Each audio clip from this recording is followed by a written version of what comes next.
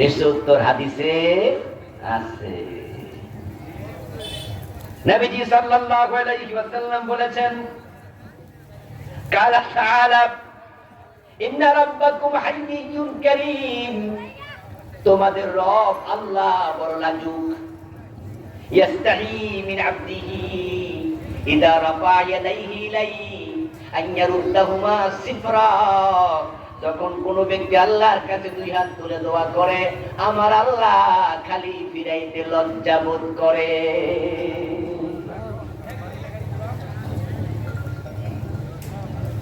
আপনি এলাকার পয়সাওয়ালা মানুষ, আল্লাহ আপনাকে এলাকায় ধনী বানাইছে, তো আপনি বাজারে গেছেন, সাথে আছে আপনার স্বাস্থ্য ভাই, খালাতো ভাই, পরিচিত দুই একজন। এর মাঝে একজন ভিক্ষুক এসে আপনারে কয় যে ভাই আমারে 10টা টাকা দেন। তো আপনার সাথে যারা আছে সবাই জানে আপনি কিন্তু পয়সাওয়ালা মানুষ। তা আপনি যদি ভিক্ষুকরে ফিরাইয়া দেন, তাহলে কিন্তু তারা মনে মনে বলবে পয়সাওয়ালা হইলো মানুষটা বলবে না ভাই, বলবে না যে পয়সাওয়ালা কিন্তু কৃপণ। আপনার উচিত হচ্ছে আপনি ভিক্ষুককে কিছু দেওয়া, এটা হলো আপনার টাকার দাবি, ইজ্জতের দাবি। এবার বলুন তো আল্লাহ কি কৃপণ না দানশীল? চুপ থাকলে ওয়াজ করে মজা পাইতেছি না, বলেন না আল্লাহ কৃপণ না দানশীল? এই জন্য আল্লাহ বলে আমার লজ্জা লাগে আমি ফিরাই দিতে খালি হাতে।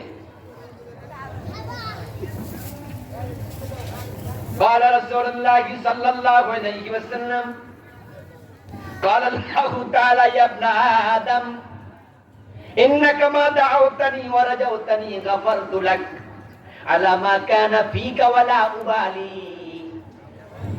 হাদিসে কুদসি আল্লাহ বলে, বান্দা তুমি যতই গুনাহ করো, যতই খারাপ হও, যখন মনে আশা নিয়ে আমার কাছে হাত তুলে দোয়া করে, আমি আল্লাহ তোমার সব গুনাহ মাফ করে দেই। তুমি যা চাও সেটা দিয়ে দেই, তোমার গুনার দিকে আমি আল্লাহর ফিরে তাকাই না।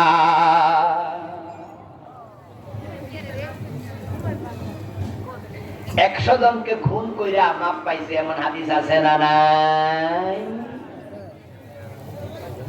আল্লাহর কাছে চাইতে হয়। নবীজি বলছে, যে মানুষটা আল্লাহর কাছে দোয়া করে না, চায় না, আল্লাহ তার উপর নাখোশ থাকে, নারাজ থাকে। আরে আল্লাহর মতো এমন দ্বিতীয় পৃথিবীতে কারোর সেবক নাই। আপনার ছেলে সকালবেলা এসে বলে, আব্বা আমার 100 টাকা দেন। আপনি পয়সাওয়ালা মানুষ, 100 টাকা দিয়ে দিলেন। দুপুরবেলা এসে ছেলে বলতেছে, আব্বা আমার 200 টাকা দেন। আপনি আবার ধরেন পয়সাওয়ালা মানুষ, তো 200 টাকা দিলেন। বিকাল বেলা যদি আইসা কয়, আব্বা আমার 100 টাকা দেন, তাহলে কিন্তু আপনি প্রশ্ন করবেন, কিরে সকালে দিলাম 100, দুপুরে দিলাম 200, এখন আবার টাকা চাস, টাকা দিয়া কি করস? এই প্রশ্ন কি আমরা করি না?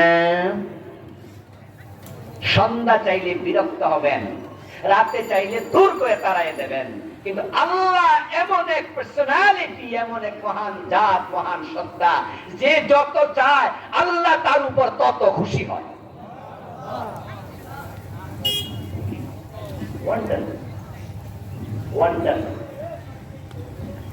এই জন্য আল্লাহর কাছে চাইলে শুধু আল্লাহ দেয় না, যে চায় ওই বান্দার সাথে আল্লাহর সম্পর্ক আরো ভালো হতে থাকে।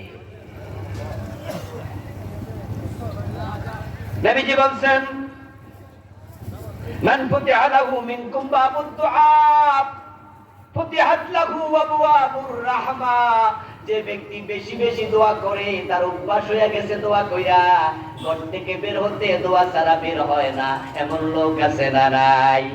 আচ্ছা, আজকে ঘর থেকে বের হতে দোয়া পড়ছেন কে কে? যারা পড়েন না তারা হাত তুলেন না, পড়েন না হাত তোলেন। আচ্ছা, নামায় ফেলেন, আর বেশিক্ষণ রাখেন না, কারণ অন্যরা আবার শরম পাইবে। দেখেন হাত তোলা সংখ্যা লোক কিন্তু 1/3। আজকে সকালবেলা ঘুম থেকে উঠে কে দোয়া পড়ছেন প্রশ্ন করবো না। নিজেরা প্রশ্ন করেন, ঘুম থেকে উঠে তো দোয়া আছে, আলহামদুলিল্লাহিল্লাযী ইয়াহইয়ানা বা'দা মা আমাতানা ওয়া ইলাইহিন নুশুর। ঘর থেকে বের হতে দোয়া আছে, তাওয়াক্কালতু আলাল্লাহ, বিসমিল্লাহি তাওয়াক্কালতু আলাল্লাহ। আবার যারা ঘরে আছে তাদের জন্য দোয়া আছে, আস্তাউদিউকুমুল্লাহ আমওয়ালাকুম ওয়া আনফুসাকুম ওয়া খাওয়াতিমা আ'মালিকুম।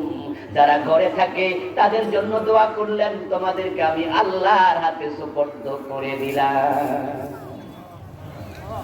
খাওয়ার সময় দোয়া আছে, গাড়ি চড়তে দোয়া আছে, গাড়ি থেকে নামতে দোয়া আছে।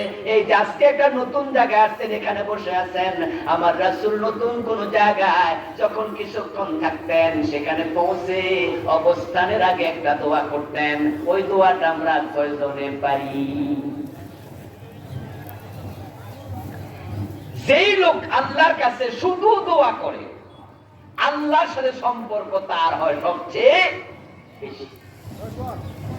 আল্লাহর সাথে সম্পর্ক বাড়ানোর জন্য দোয়াগুলো মুখস্থ করা দরকার আছে, শিখবেন সুন্নাহ দোয়া, এই বইয়ের ভিতরে আছে। আচ্ছা, যাই হোক, এরপর নবীজি বলে, শোনো, হঠাৎ কিছু বিপদ হয় মানুষের, বিশেষ করে অ্যাক্সিডেন্ট।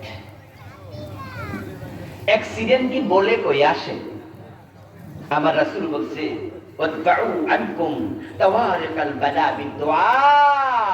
তুমি যখন বেশি বেশি দোয়া করবে, আল্লাহ হঠাৎ বিপদ মুসিবত থেকে তোমাকে নিজ দায়িত্বে বাঁচাইয়া দেবে। এখন যাদের দোয়া কবুল হয় না, তাদের ব্যাপারে কি?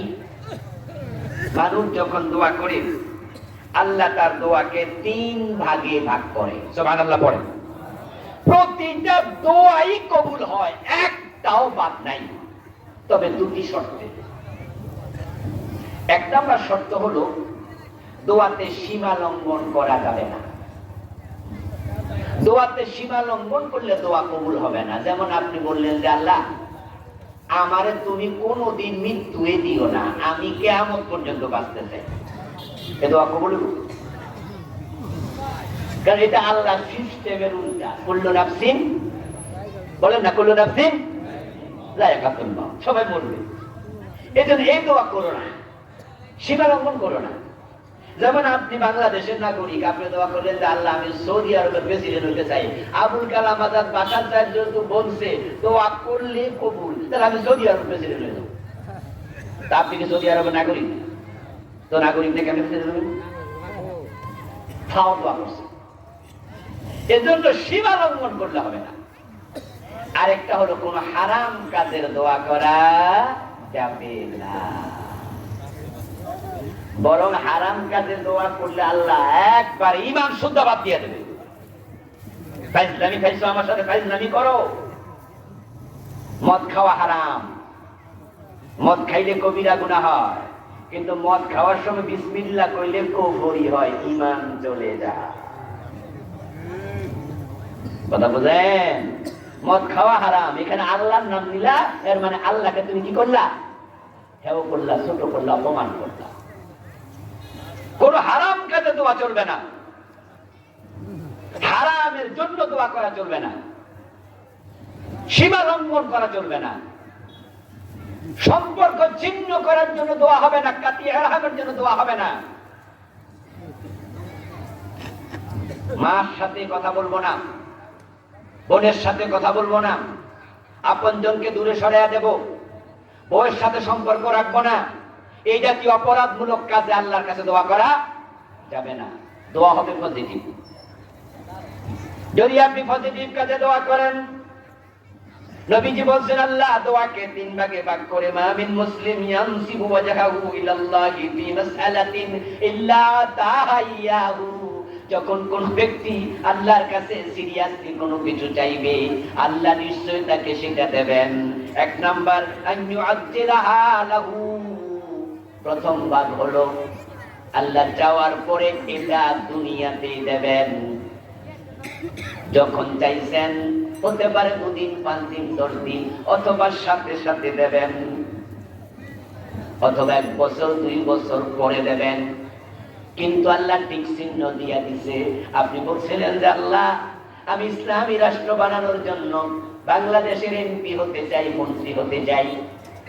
আল্লাহ আমি ভালো কাজ করার জন্য সমাজের নেতৃত্ব, চেয়ারম্যান হতে চাই। উদ্দেশ্য ভালো, দোয়াটাও ভালো, হতে পারে আল্লাহ টিক চিহ্ন দিয়ে বলবেন, বান্দা ঠিক আছে, তবে তোর বয়স এখন 50, বয়স যখন 70 হবে তখন তোকে এমপি বানাবো, তাহলে অপেক্ষা করতে হবে দোয়া কবুলের জন্য কত বছর? 20। কিন্তু আল্লাহ যে টিক চিহ্ন দিতে আমরা কইতে নাকি সাথে সাথেও দিতে পারে, আবার ধীরে সুস্থ দিতে পারে, তবে টিক চিহ্নটা দিছে সাথে সাথেই, কিন্তু সময় নিতে একটু বেশি। আল্লাহ আমার অসুস্থতা হয়েছে, আমাকে সুস্থ করে দাও। আল্লাহ বলবে যা ঠিক আছে বান্দা, তোকে সুস্থ করলাম, তবে এই রোগটা 6 মাস থাকবে, 6 মাস পরে। এই রোগটা 1 বছর থাকবে, 1 বছর পরে।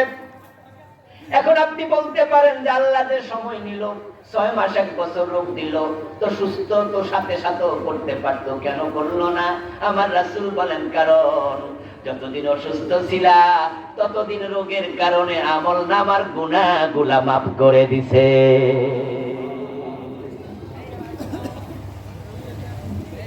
জ্বর হয়েছে, সর্দি হয়েছে, হাত্তা শাউকা ইউশাকুহা, নবীজি বলেন তোমার গায়ে যদি কোনো কাঁটা ঢোকে, ওই কাঁটার ব্যথার কারণেও আমল নামার গুণ আল্লাহ মাফ করে দেয়।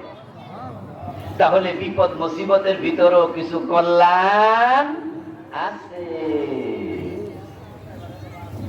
আমরা তো সব বুঝি না। মেয়ের বিয়ে আসছে, ছেলে ডাক্তার অথবা ইঞ্জিনিয়ার। এখন ছেলের দিদিক নেশান দেখে আপনি সাথে সাথে রাজি হয়ে গেলেন, এই ছেলে তো ছাড়া যায় না। কিন্তু হঠাৎ করে বিয়েটা ভেঙে গেল, মনটা হয়ে গেল খারাপ। হুজুরের কাছে দোয়া চাইলাম, নিজেও দোয়া করলাম, বিয়ে তো হইল না। আবুল কালাম আজাদ সাহেব না করলো দোয়া কবুল হয়। নবীজি বলছেন, শোনো আল্লাহর বান্দা, তুমি যা চাইবে আল্লাহ সব তোমার দেয় না, কারণ তুমি এমন কিছু চাও যা তো কল্যাণ আছে তুমি জানোই না। কিছুদিন পরে শুনছেন যে ওই ডাক্তার ছেলে পাশের গ্রামের আপনার পরিচিত এক লোকের মাইয়া বিয়ে করছে। আপনার তো হিংসা লাগতেছে, আমার মাইয়াটা বিয়ে করলো না, পাশের গ্রাম অমুকের মাইয়ার সাথে বিয়ে ঠিকই তো হইল, দোয়াও কবুল হইল না, পুরো কামটা হইল কি? মাস 2 পরে শুনছেন যে ওই মাইয়া জামাই ঘরে আর যায় না। আত্মীয় স্বজনের মাঝে খবর পাইছেন যে কেমনে যাইবো, ওই ডাক্তার তো মদ খায়, মদ খাইয়া বাসর ঘরে মাইয়ারে কিলা বিষ করছে। ইঞ্জিনিয়ার মদ খায়, প্রফেসর মদ খায়, ডাক্তার মদ খায়, অফিসার মদ খায়, এমন কিছু মদখোর অফিসার বাংলাদেশে আছে না নাই? যখন শুনছেন যে বাসর ঘরে মদ খাইয়া মাইয়ারে কাপড়ানো শুরু করছে, আপনি তখন মনে মনে কইছেন আল্লাহ সারাইছে, বিয়া হয় নাই। আমার মাইয়ার যে ডাক্তারের লগে বিয়া হয় নাই, আল্লাহ আমারে বাঁচাইছে। তাহলে সকল দোয়া কবুল হওয়া দরকারও নাই, বরং দোয়া করার পরে আল্লাহরে বলবো, আল্লাহ ভালো হইলে কবুল করিও, খারাপ হইলে বাঁচাইও, ঠিক না? ট্রেনের টিকিট কাটছেন, জাস্ট টাইম ট্রেন স্টেশনে পৌঁছেছেন, পৌঁছার জন্য রওনা দিছেন, কিন্তু জ্যাম লাগা ট্রেন স্টেশনে পেছ লাগা রইছে, এমন যানজট লাগছে, গাড়ির কাছে যাইতে যাইতে 5 মিনিট লেট হয় না মাঝে মাঝে। এর মাঝে ট্রেন সেদিন জাস্ট টাইমে চলে গেছে, আপনি স্টেশনে থাইকেও ট্রেন মিস। মনে মনে খুব কষ্ট পাইতেছে, ঠিকঠাক মতো আইলাম, তারপরও ট্রেনটা মিস হইল। আরে বাড়ি থেকে আসতে না, তাওয়াক্কাল তো আল্লাহ কইছি, বাসার হুজুর না কইছে বেশ দোয়া কইরা বাইরে সব ঠিক। মন খারাপ করবেন না, বসে আছেন ট্রেন পরেরটার জন্য, 1 ঘন্টা পরে ট্রেন। এর মাঝে আধা ঘন্টা পরে ফেসবুকে দেখলেন কিছুক্ষণ আগে ঢাকা কমলাপুর রেল স্টেশন থেকে ছেড়ে যে ট্রেনটা সিটাং যাচ্ছিল, এটা একটু পথে যাইয়াই অ্যাক্সিডেন্ট করেছে। ট্রেন অ্যাক্সিডেন্ট করে না? এবার মনে মনে গীতা কইতাছেন আল্লাহ বাঁচাইছে। এবার কইতাছেন যে ট্রেন মিস হইছে, আল্লাহ সারাইছে আমার। হিমালয় দেখার জন্য আমি নেপালে যাব, একটা ট্যুরে আমরা 10-12 জন একসাথে, না জানি আর একটু বেশি, 16 জনের মতো সম্ভবত, আরো 8-10 বছর আগে, 5-7 বছর আগে। সবার ভিসা হলো আমার পাসপোর্টটা ফিরাই দিন। তো যাদের মাধ্যমে যাচ্ছি এজেন্সিকে আমি জিজ্ঞাসা করলাম, ভাই আমার পাসপোর্ট ফিরাই দিলেন, ভিসা হলো না? ভিসা লাগে না, নেপালে হলো অনারাইভাল ভিসা, গেলে ভিসা দেয়। তো ওদের সবাইটা ঠিক আছে, আমারটা ঠিক। কি হয়েছে সমস্যা? পাসপোর্টে 6 মাস মেয়াদ থাকা লাগে, আপনার মেয়াদ কয়েকদিন কম আছে, এজন্য আপনি ওই দেশে গেলে আপনাকে ওরা ভিসা দেবে না, বরং বিমান থেকে আরেকটা বিমান করে ফিরে গেছে। তাই আপনি পাসপোর্ট নতুন করেন, করে তারপরে আবার আমাদেরকে দিয়েন। নেপালে তো মানুষ যায়, আপনিও যাবেন। ভাই সবাই চলে গেল, আমি গেলাম না, মনটা একটু খারাপ হলো। কয়েকদিন পরেই নেপালে একটা ভূমিকম্প হয়েছিল, কয়েক বছর আগে,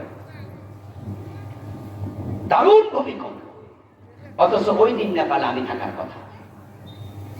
ভূমিকম্পের পর আমি এজেন্সিতে ফোন দিলাম যে আমাদের সাথে লোকেরা যারা গেল কি খবর? বলে হুজুর কোনো খবর প্রবর্তন নাই, রোমিং করা মোবাইল আছে। আমি ফোন দিলাম, ওরা রিসিভ করে না, বললো সব বিচ্ছিন্ন, নেটওয়ার্কে তো নেই, বিমান ওঠানামা বন্ধ, অনেক বাড়িঘর ভেঙে গেছে, অনেক মানুষ পড়ে গেছে। আমি মনে মনে বলছি, আল্লাহ আমারে,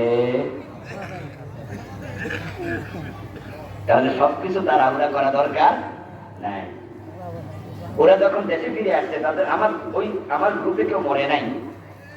দেশে ফিরে আসার পরে আমি তাদের সাথে গল্প করছিলাম, জিজ্ঞাসা করছি তখন আপনারা কোথায় ছিলেন? সকালবেলায় ভূমিকম্পটা হয়েছিল 10টা-11টার দিকে, বাংলাদেশে যেমন হয়েছিল 10:30-11টা। ওনারা বললো যে হুজুর আমরা নেপালের ন্যাশনাল মিউজিয়াম দেখার জন্য গিয়েছিলাম, জাদুঘর দেখার জন্য। আমরা জাদুঘরে এখনো ঢুকি নাই, মাঠে ছিলাম। এই অবস্থায় এমন ভাবে জমিন কাঁপছিল। আমার তখন মজা করে বললো, আপনি কি মাইকেল জ্যাকসনের নাচ দেখছেন? আমি বলি না ভাই, আমি তো মাইকেল জ্যাকসনের নাচ দেখিনি। তো বেড়া মানুষ দেখলে অসুবিধা কি? এক নজর ভিডিওতে দেখেন যে এই যখন নাচে এত তিরিং বিরিং করে, আমরা মনে হয়েছে যেন মাঠের উপরে মাইকেল জ্যাকসনের নাচ আছে, এমন ভাবে জমিনকে পড়ছে। তাহলে দোয়া করার পর তাৎক্ষণিক কবুল হয় না, কিছু দেরিতে হয়। নবীজি বলে প্রথমবার। আরেকবার দোয়া হলো আন্নাতাখিরাহা লাহু ফিল আখিরাহ, ওই দোয়াটা আল্লাহ দুনিয়া কবুলই করবে না, বরং বিপদ যাহা আছে তাহাই থাকবে, রোগ যাহা আছে তাহাই থাকবে, যা চেয়েছো তাহা দেবে না, তবে আল্লাহ এর বিনিময়ে আখিরাতে দেবে। আমরা কি দুনিয়ার সব চাই না, আখিরাতে কিছু দরকার আছে? এটা আরেকটা। তৃতীয়টা হচ্ছে আপনি দোয়া করছেন যাহা, আল্লাহ সেটা দেয় নাই। নবীজি বলছেন যে আন-ইয়াসরিফা আনহু মিনাস সুই মিসলাহা, তোমার কিছু বিপদ আসতো তাকদীর